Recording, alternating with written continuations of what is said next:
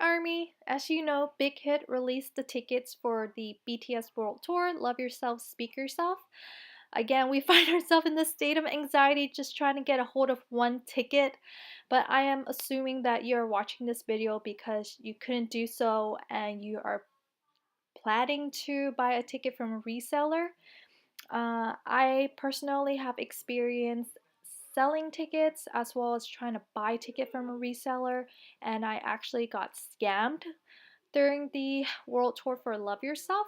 So I wanted to make this video to share some tips and tricks and advice for those who are planning to buy a ticket from reseller. I'm personally from North America, but I believe that all of these would be applicable to anyone around the world. So let's get started. So the first thing I want to talk about is one, to control your feelings. Do not be impulsive.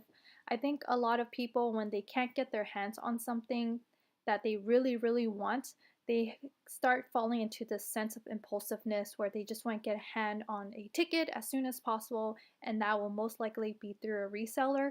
The thing is, these scalpers and scammers, their priority is to make money and make the money fast. So they will know to use your feelings and your urge to get a hand on a ticket. So one, they can pressure you to buy the ticket sooner than later. Two, they will pressure you to purchase the ticket at super high cost. Three, they will probably try to manipulate you in thinking that they are the only seller out there, which is not the case. A key phrase to watch out for that I notice a lot of scalpers like to use is, "Hey, I have other buyers. Do you want them or not?" So that is their way of pressuring you to purchase the ticket sooner than later.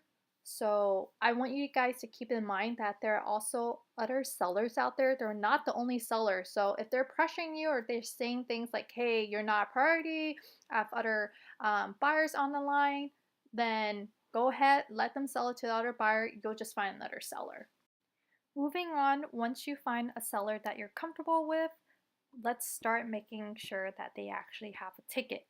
Something I want to stress is please do not be scared to ask questions. Another question to think about or to ask them is, how come you're not going? It could give you a good idea of how they ended up with the ticket, what was their backstory, and why they are not going anymore. Some typical answers is, "Hey, my friend's not going anymore," or "My siblings can't go anymore," or whatnot. That's pretty, typical. But if you hear something really fishy and out of this world and kind of made up, then that's kind of a red flag for you. But again, some of you guys may not care and just want to get straight to business, but just thought I'd throw it out there. The next thing that you guys will probably talk about is how will you pay? And this is the most important thing to discuss, just because there are tickets on the line and also the money that you will be paying the seller. And the thing is, you're probably paying higher than face value, which means that it's a lot more money than you expected to pay. So please make sure that you're protecting yourself by always using a service with customer purchase protection. So please stay away from apps like Cash App, Venmo, Google Pay, and especially do not mail them hard cash. The thing is that a lot of these apps, and especially mailing cash, are non-traceable. They can hide away their identity online, they can take your money and run, and the reason why is these apps or mailing in the cash do not protect the buyer at all. If you do end up using a payment plan that does not have buyer protection services, what I do suggest is that you always use a credit card. Do not use a debit card, do not use cash, especially do not send in a check. And what I do suggest is that you send two separate transactions. First, send the seller 50 cents or $1 to their account just to make sure that you got the right person, and then on the separate transaction, you'll send them the full payment. The reason why is that just in case your seller is scamming you, they run away with your money or whatnot, you can use this two transaction tactic to report fraud for your credit card.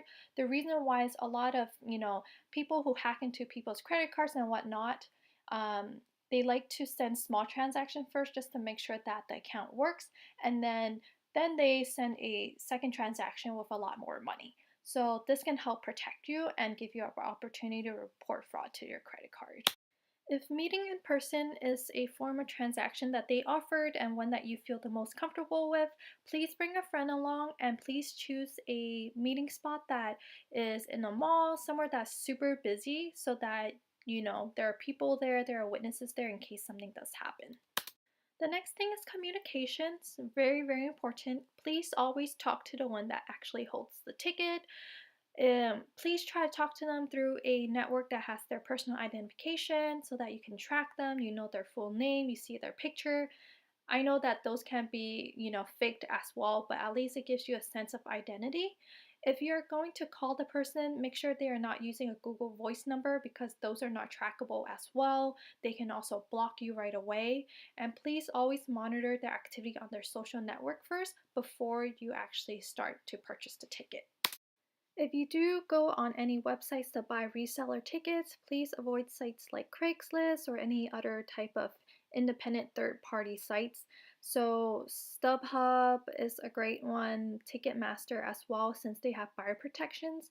But please do not go on third-party sites that do not have a buyer protection, such as Craigslist, because the seller is not traceable as well. So the main thing at the end of the day of what I'm trying to say is please make sure that you are using measures that have buyer protections so that if you do get scammed, that you could get your money back.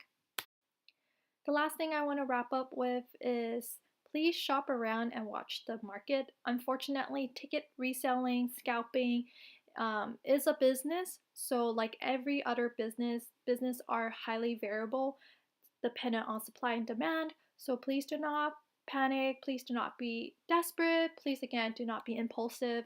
Please shop around, do your research first before you buy a ticket from a reseller. And as we know from what we saw, Big Hit likes to add tour dates. So please know that there will always be another chance for you to buy a ticket on your own. So yeah, let me know if you have any questions. Please comment down below if you have any other advice or tips and tricks that I missed that you would like to share with other armies who are watching this video. And good luck. I will see you guys on May 4th in Rose Bowl.